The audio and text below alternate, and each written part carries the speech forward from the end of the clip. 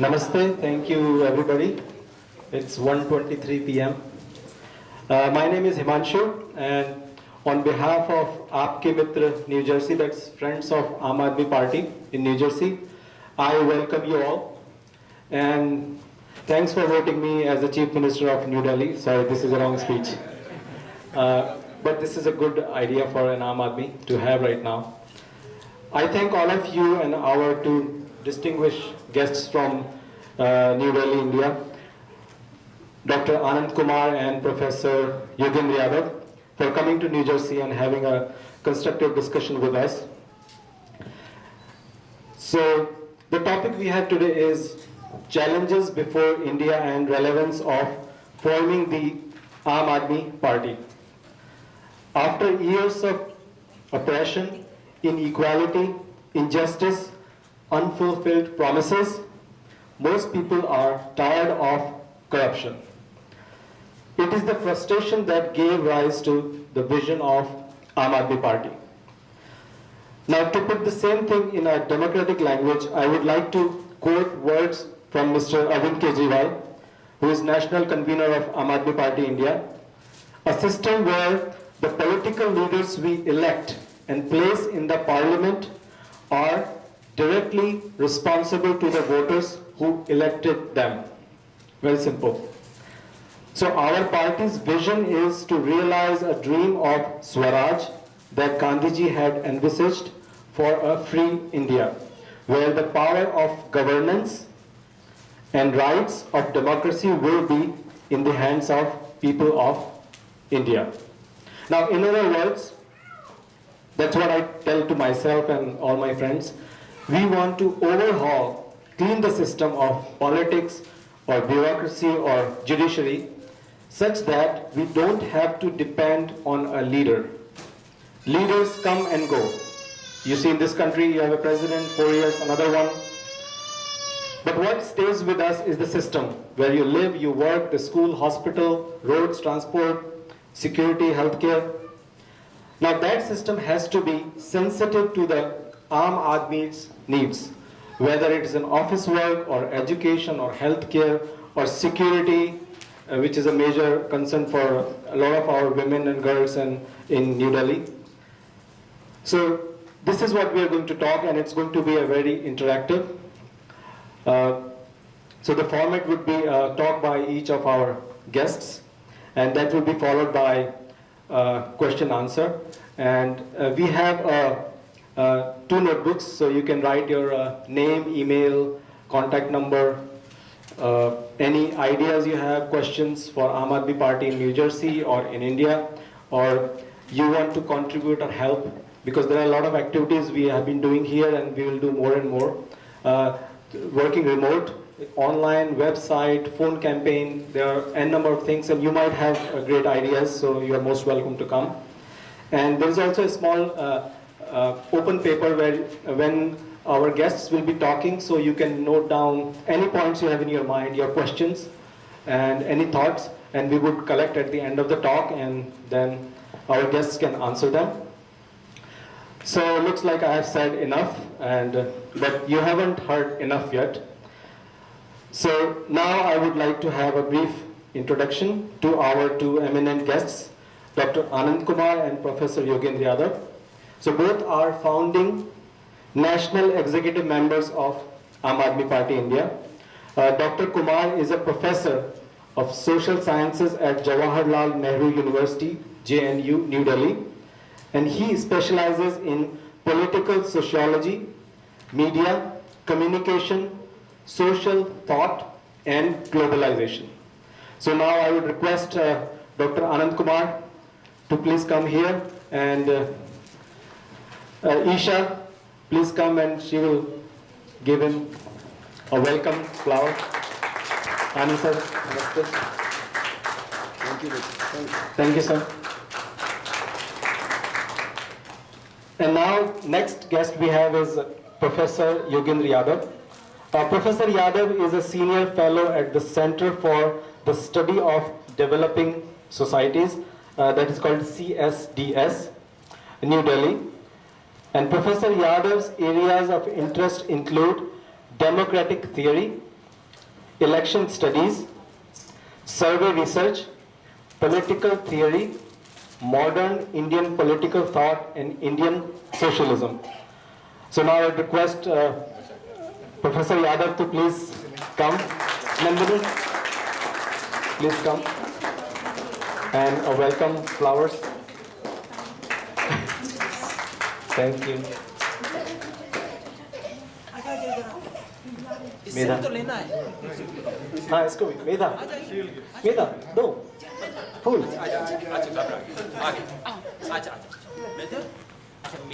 yes thank you she is still not very comfortable with politicians but I think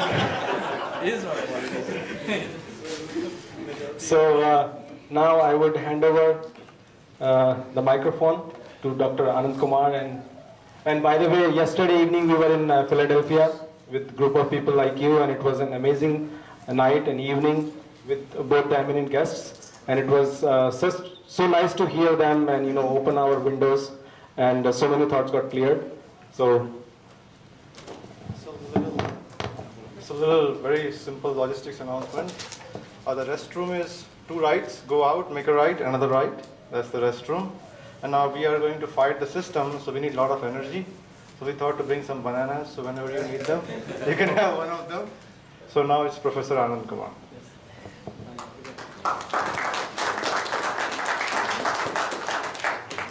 Friends, it's a great honor for us and a wonderful opportunity to meet the face of India so far away from India through all of you.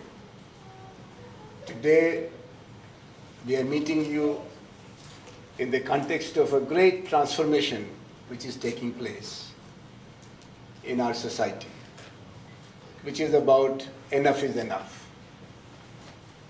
There is a great change in the mood of the people. The level of tolerance here has gone down. There is gradual drift towards what we call zero tolerance about wrong. Sab chalta hai type of India is no more there. And there are million mutinies, from women in the street to the people in the factories and the fields, the middle class, the poor, the rich, the super rich, everybody is feeling nearly fearless about their assessment of the situation. And there is hardly anybody about which there is any clear mandate from the people of India.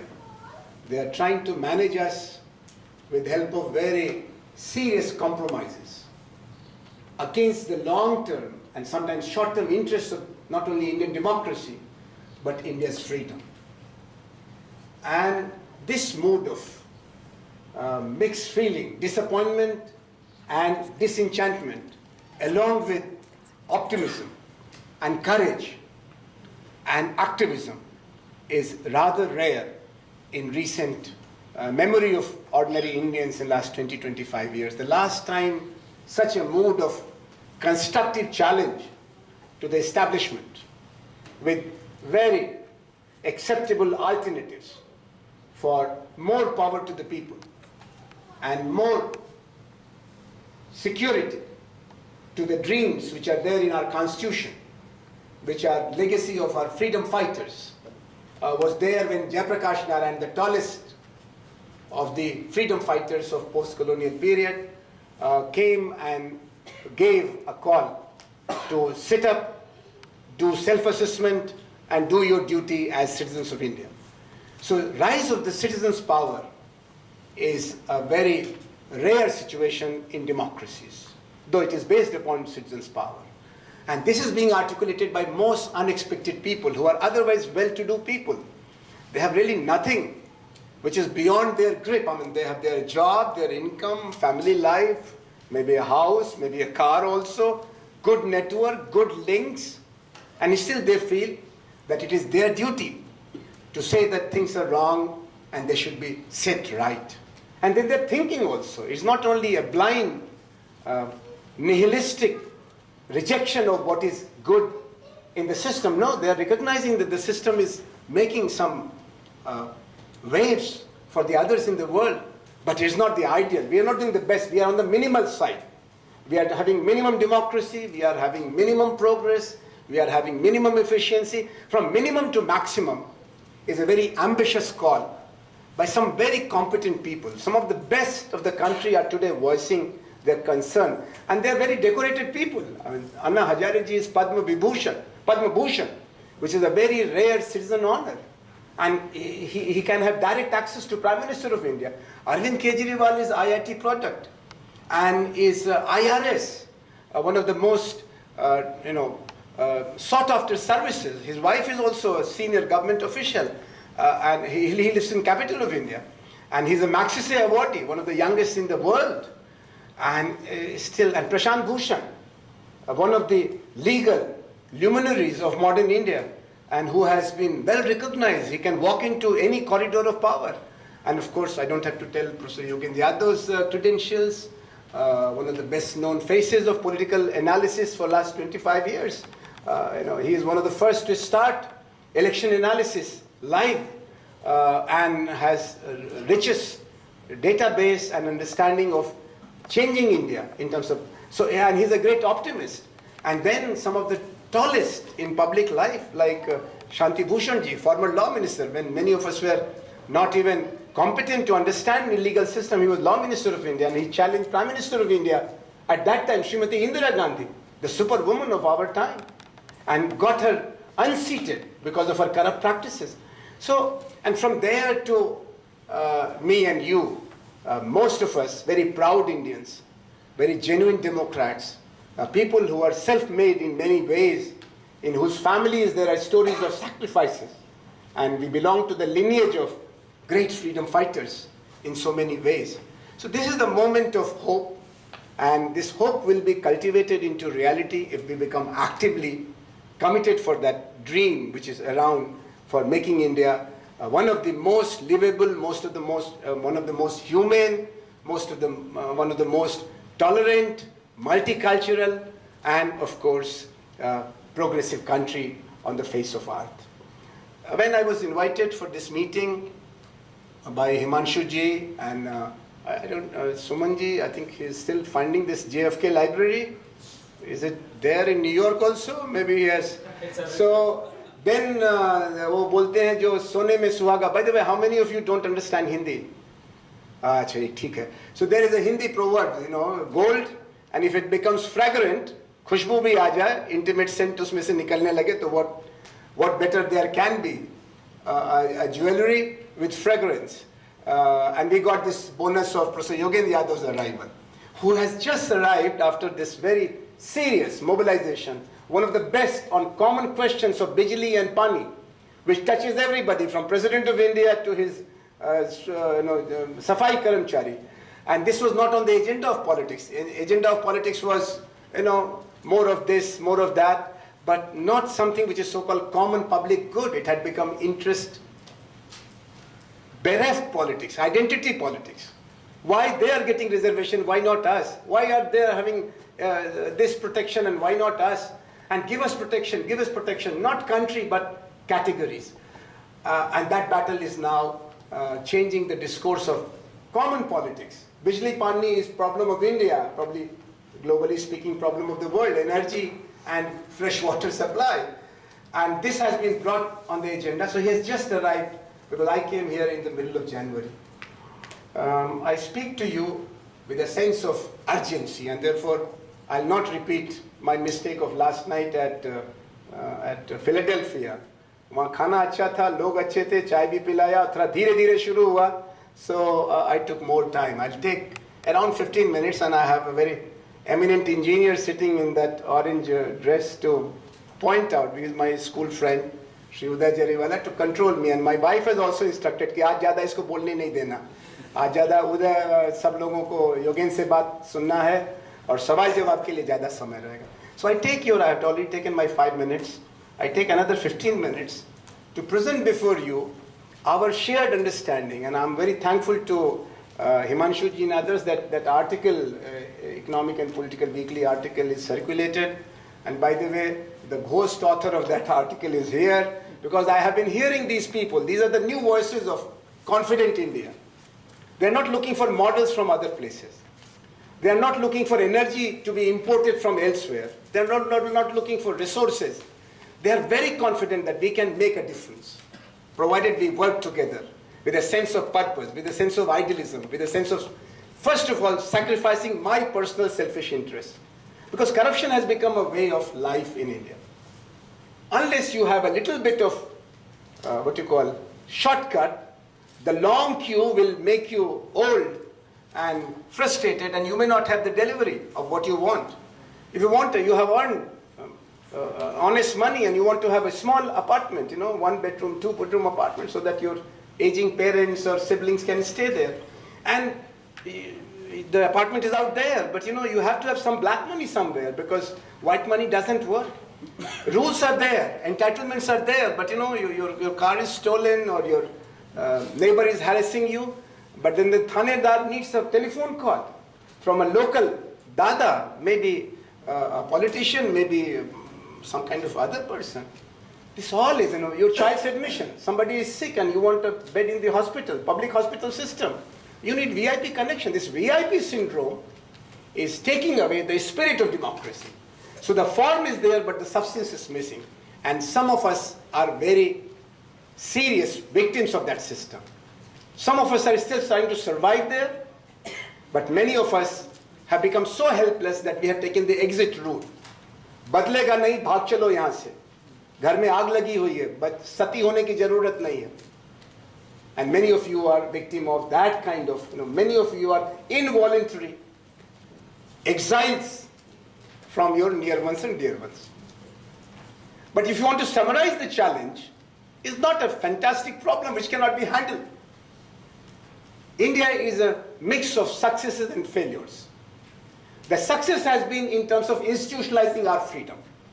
If you look at the march of freedom and capacity of Indian people to live in times of challenges and face some of the historical mistakes and their consequences, I think we are doing all right. On the question of caste, there is no one in the country who can publicly defend untouchability, which has been reality of Indian society and culture for millennium, if not more. Today there is a radicalization of thinking on social question, whether it is gender or caste. These are two battles which we have won very successfully, with the contribution of Phule and Ambedkar and Gandhi and Lohia and Jayaprakash. And today Indian woman is second to none in the dreams. Our daughters are competing with our sons, and we feel very proud and confident about future of Indian womanhood. We have also learned how to present our grievances. There were only two methods in the past of change. One was the method of bullet. I don't agree with you, I get you killed. And the other was method of ballot, that in the elections. But now Indians have learned to go beyond and in the third trajectory. I don't like it. And I live in Niyamgiri. Anybody from Orissa here? Niyamgiri is our God, this mountain. And Vedanta and POSCO have found in the belly of Niyamgiri some valuable minerals. So what? How can you uproot us? By making a deal between Mr. Agrawal and elder brother of the Chief Minister of Orissa. No, we will not let it go. Okay, MLA may be on your side, Vidhan Sabha may be on your side, but people are not on your side. The capacity of resisting the injustice has increased manyfold in last 20 years in this country. And this has made politics a little more enlarged. There is much more pro-people politics today, beyond political parties. But at the same time, there is this third dimension of our achievement. We have given our energy and we have sacrificed our freedoms to make our democracy better. Indian democracy, in terms of global scale, is much more resilient to inner shocks. Indraji tried to fiddle with it. But then there was countrywide consensus that no, we must not derail our democracy. And Indiraji was pushed out of power. There are many people who understand the idiom of democracy beyond the party system. But then there are certain very serious diseases which have developed. And one of them has to do with what you call hijacking of the institutionalized political process. Electoral pollution is beyond level of tolerance. Even the best of politicians, when they go into election process, when they come out of it with mandate of victory, they look so polluted, so unclean, so many compromises, so-called vote bank politics. Unnecessary questions. And these unnecessary questions are creating divide and rule pattern. And that's where you need some new initiative to restore the health of the election process. Because the election process is the only constitutional method, peaceful method of making India move beyond conflicts and debates. We may disagree, so we say, all right, let us campaign. You want whole of Kaveri water to be taken to Tamil Nadu, I want whole of Kaveri water to be taken to Karnataka, and there is a third group of people who want to have some proportion. All right, let us campaign for it. You want reservation to be 69%, I want reservation to be 49%. All right, let us work it out and let us put it. You want reservation on the basis of religion, I want reservation on the basis of socio-educational backwardness. Let us go out, campaign. But this system is not working very well because there is gap between promises and performances. There's a great example of Telangana movement. Some of you may be from Andhra Pradesh. It looks that the politicians have perfected the art of cheating, conning. And I have two examples, Telangana movement and Narmada movement. All political parties in opposition have supported Narmada movement. Medha Patekar is their voice, their face. But once they are in power, then they change overnight. And this is now spreading all over. It is now in Uttarakhand. The hydroelectric projects of Uttarakhand are a sure recipe of destroying the ecosystem of Himalayas. When we are in opposition, we support from Sundarlal Bahugunas to Professor Agarwal. And when we are in power, we say, what can we do? So why this change? Why this metamorphosis? From Mr. Clean to Mrs. Dirty. And then when you ask these friends who are known to us, we have worked together for years together, we have shared the same dreams, we have the same Kulgurus, but then we get divided between Kauravas and Pandavas. They become members of Duryodhana assembly. They have all kinds of explanation for justifying all this about turn, U-turn. No consistency between their manifesto and their programs. वो तो चुनाव के लिए था, कह दिया, भूल जाओ उसको. चुनाव आया, चला गया, अब हमको राज चलाना है. This is destroying democracy. Because this democratic deficit is making people allergic to political process. They are thinking that there may be a better process.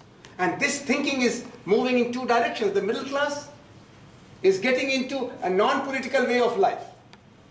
बिजली नहीं है तो डीजल का वो खरीद लो, क्या इन्वर्टर खरीद लो. पानी नहीं है तो पंप गाड़ लो. ट्रांसपोर्ट काम नहीं करता, गाड़ी खरीद लो. स्कूल में अच्छी पढ़ाई नहीं है, बच्चे को प्राइवेट उसमें भेज दो. अस्पताल ठीक नहीं चल रहा है तो मेदांता में जाकर के भर्ती कराओ मम्मी पापा को या दोस्त को, बेटा बेटी को. This privatization of public facilities is creating a disconnect between middle classes and rest of the people. And therefore this question about Aam Aadmi Party, कि आम आदमी आप किधर हैं भाई? आप Anand Kumar ji, you are a university teacher, Yogendra Yadav ji, you are an eminent scholar of global reputation, Arvind Kejriwal ji, you are an IRS officer, आम आदमी किधर है?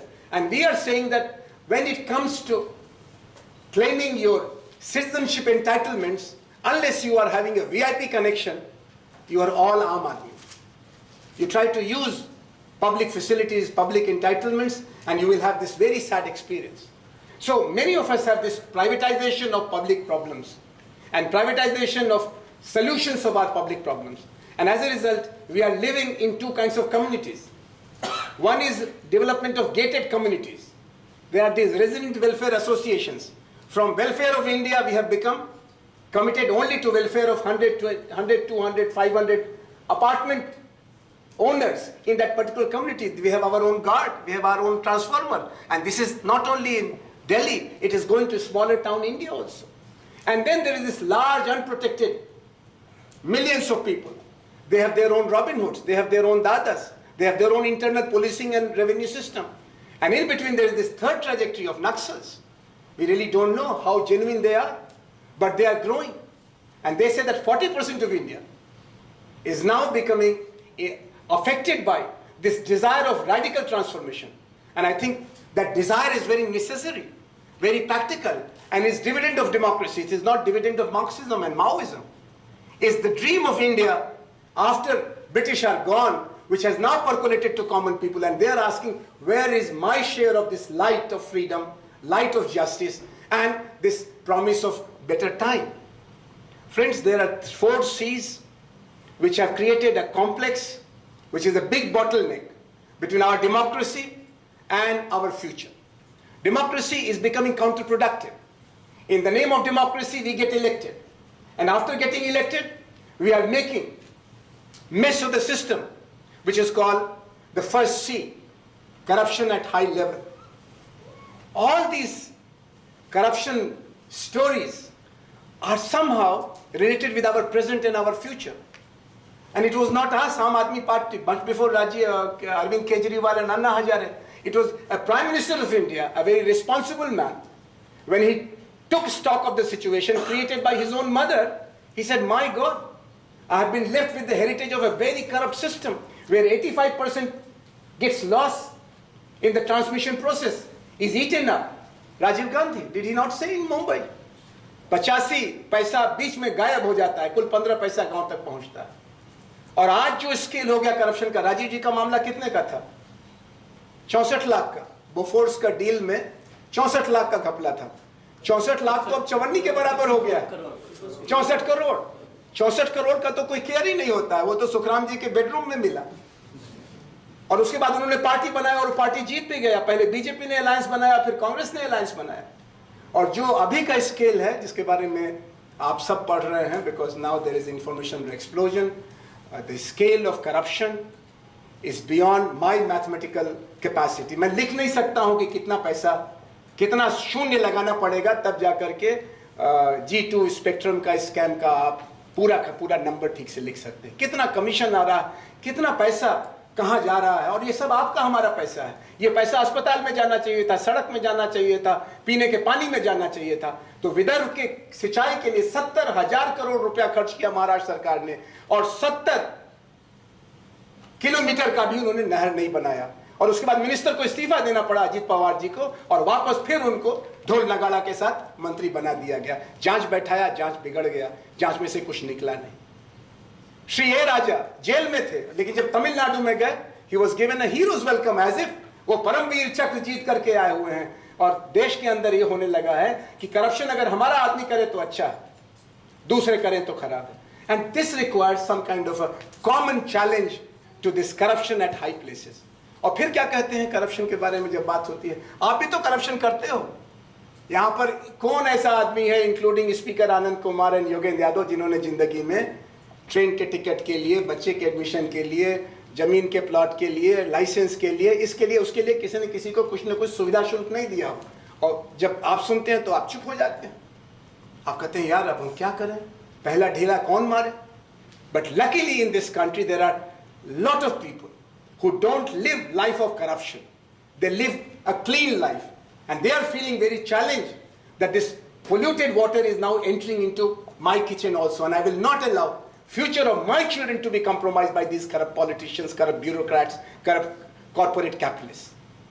And this frustration has to be recognized as revolution of rising frustrations.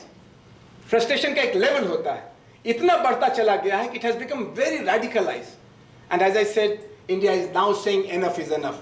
Whether it is Damni case in Delhi, or corruption in Vidarbha, or corruption in spectrum allotment or Koila allotment, people are saying enough is enough. The second challenge is centralization.